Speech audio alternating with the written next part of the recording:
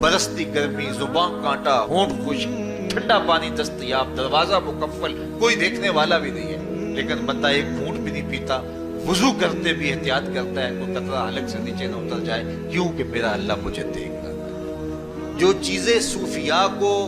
مراقبے سے نصیب ہوتی ہیں، ماہ سیام میں اللہ اس دولت کو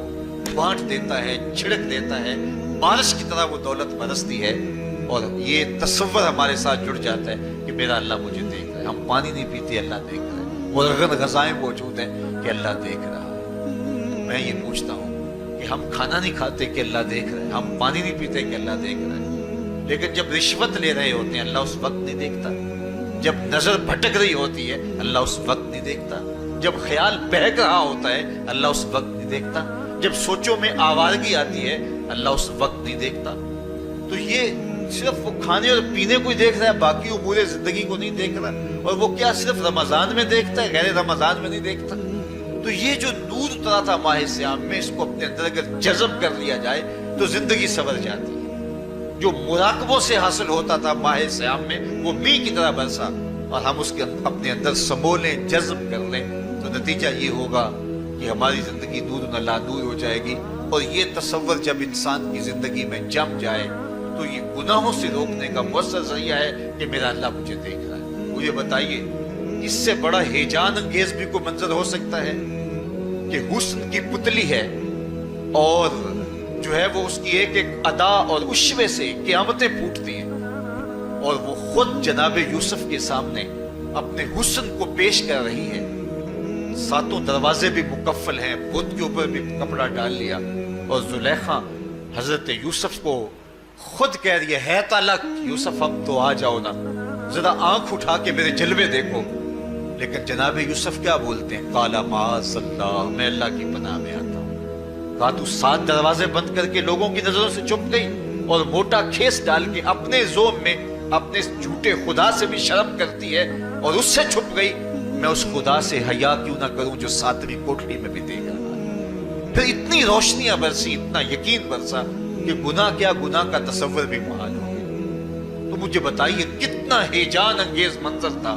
جب حسن قدموں میں بچھنے کے لیے خود بےتاب تھا،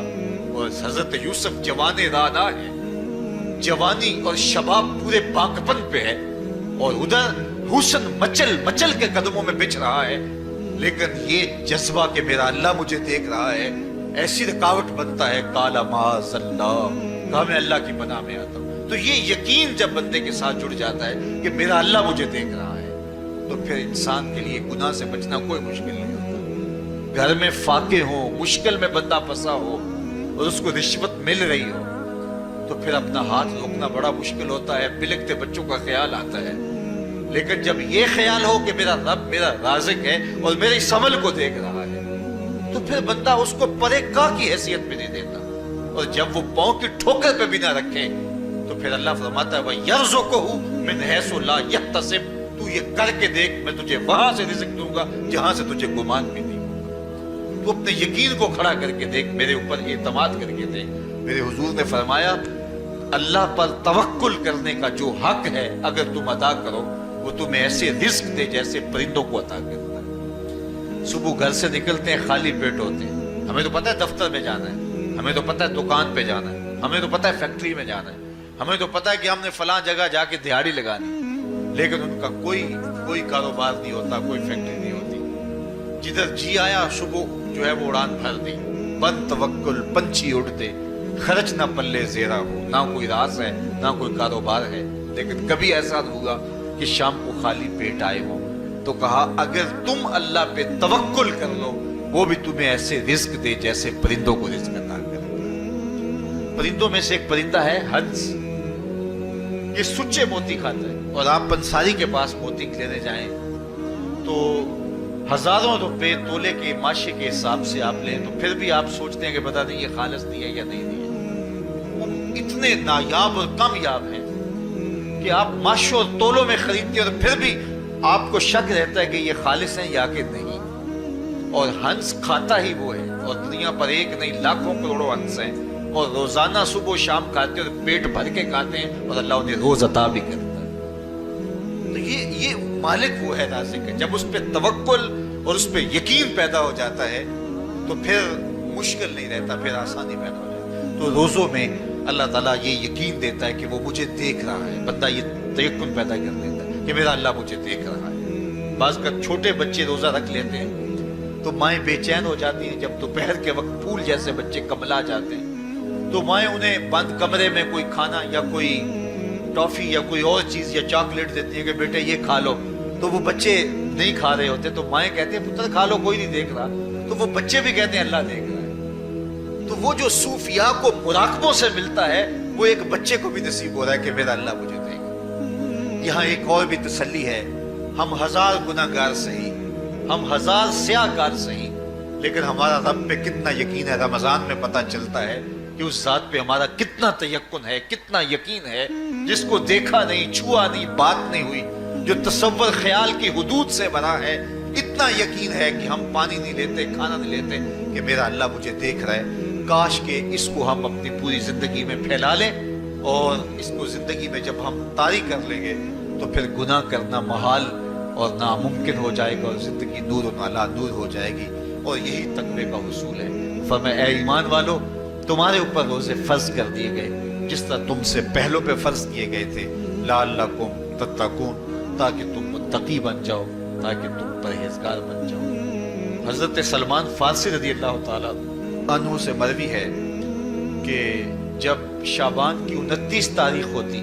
تو اللہ کے محبوب میں خطبہ ارشاد فرماتے، اس میں رمضان المبارک کے فضائل بیان کرتے اور کہتے ہیں تمہارے پاس ایک شہر عظیم، عزت اور عظمت والا مہینہ آ رہا ہے، جس کا ہر دن باقی سال کے دنوں سے افضل ہے، جس کی ہر رات باقی سال کی راتوں سے افضل ہے، اور اس میں ایک رات ایسی ہے لیلۃ القدر جو 1000 مہینے سے بہتر۔ تو یہ اللہ تعالیٰ کی رحمتوں کا روپ ہے، رحمتوں کے دروازے کھول دیے جاتے ہیں، اور روزہ دار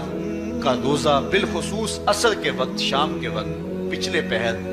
روزہ دار کے خالی معدے سے جو ایک بو اٹھتی ہے، مہک اٹھتی ہے، اللہ کو کستوری سے بھی زیادہ محبوب ہوتی ہے۔ اللہ اکبر۔ اور فرمایا للصائم فرحتان، فرحت عند فطرہ و فرحت عند لقاء ربہ، روزہ دار کے لیے 2 خوشیاں ہیں۔ ایک خوشی اسے تب ملتی ہے جب وہ روزہ کھولتا ہے سارے دن کی بھوک اور پیاس کاٹ کے، جب شام کو ٹھنڈا اور میٹھا مشروب اسے ملتا ہے اور وہ مشروب اپنے جو ہے وہ منہ میں ڈالتا ہے، وہ معدے کی طرف اترتا ہے، تو اس کی زبان بولے نہ بولے اس کا ایک ایک انگ اللہ کی تسبیح بول رہا ہوتا ہے اور اللہ کا شکر ادا کر رہا ہوتا ہے۔ اس وقت اسے ایک عجیب فرحت ہوتی ہے کہ اتنا طویل لمبا روزہ تھا، شکر ہے کہ میرا روزہ تکمیل کو پہنچا۔ ایک روحانی مسرت، پھر روزہ کھلنے کے وقت اس کو بدنی مسرت، تو ایک فرمایا اس کو فرحت تب ملتی ہے جب وہ روزہ کھولتا ہے، وَفَرْحَةٌ عِنْدَ لِقَاءِ رَبِّهِ، اور دوسری فرحت اسے تب ملے گی جب روزے کے صلے میں اللہ اپنے رخ سے پردہ ہٹا دے گا اور اللہ اپنا دیدار عطا فرمائے گا۔ تو یہ روزے دار کے لیے خوشیاں ہیں۔ خوش نصیب ہیں وہ لوگ جو ماہ صیام کے روزے پورے خشوع و خضوع کے ساتھ رکھتے ہیں اور اس کی برکتوں سے مالا مال ہوتے ہیں۔ ورنہ بعض لوگ میں نے ایسے بھی دیکھے ہیں وہ چھوٹی چھوٹی بیماریوں کا بہانہ بنا کے روزہ ترک کر دیتے ہیں اور انہیں حوصلہ ہی نہیں پڑتا روزہ رکھنے کا، کیونکہ الصوم نصف الصبر، روزہ آدھا صبر ہے۔ میں سمجھتا ہوں، میں شوگر کا مریض ہوں اور 4 سے 5 گھنٹے اگر مجھے کچھ کھانے کو نہ ملے تو میری طبیعت میں ایسا اضطراب اور بے چینی پیدا ہو جاتی ہے کہ میں گھر والوں سے الجھنے کی کیفیت میں بھی آ جاتا ہوں۔ لیکن ماہ صیام میں 20 گھنٹے بھی کاٹ لیتا ہوں، لیکن میری طبیعت پہ کوئی بوجھ اس لیے نہیں ہوتا کہ میں اللہ کی رضا کو اپنے ذہن کے ایک ایک گوشے میں رکھے ہوئے ہوتا ہوں۔ تو یہ آدھا صبر ہے، یہ صبر سکھاتا ہے۔ اور پھر روزے سے جب ہم بھوک کاٹتے ہیں تو غربا، مساکین، وہ لوگ جو بیچارے بھوک اور پیاس کاٹ کے زندگی گزارتے ہیں، ان کا بھی ہمیں خیال آتا ہے کہ ہمیں تو اپنے اختیار سے چند لمحوں کے لیے بھوک کاٹنی پڑی تو اس کی کلفت اور اس کی اذیت اتنی ہے، تو جو شخص مجبوری کی وجہ سے کاٹتے ہیں اور ان کے بلکتے بچے ان کے سامنے ہوتے ہیں تو پھر ان کا عالم کیا ہوگا۔ تو اس سے پھر صدقہ اور خیرات کا ماحول پیدا ہوتا ہے اور ہم غربا کو اپنے ساتھ خوشیوں میں شریک کرتے ہیں۔ اب سوال یہ ہے، کیا تقوی भूख और प्यास से हासिल होता है? प्यास काटने से, भूख काटने से क्या तकवा नसीब हो जाता है? सुबह से लेकर शाम तक रोजा रखने की तलकीन की गई। यहाँ नॉर्वे में और मुख्तलिफ ममालिक के अंदर 20-20 घंटे का रोजा है, और हमारे भी यहाँ 16-17 घंटे मुसलसल शिद्दत की गर्मी में भूख और प्यास काटना होती है। इतना तवील दौरानिया जो भूख और प्यास काटी है, इसका मकसद रिस्क बचाना नहीं है, बल्कि वयुज़ादु फ़ीहि रिज़्क़ुल मोमिन, माह सियाम में मोमिन का रिस्क बढ़ जाता है। आप अपना बजट देख लीजिए, बाकी महीनों की निस्बत माह सियाम में आपके अखराजात ज़्यादा होते हैं और कुशादगी होती है। तो ये कोई खुराक बचाओ मुहिम नहीं है, बल्कि रिस्क तो बढ़ जाता है।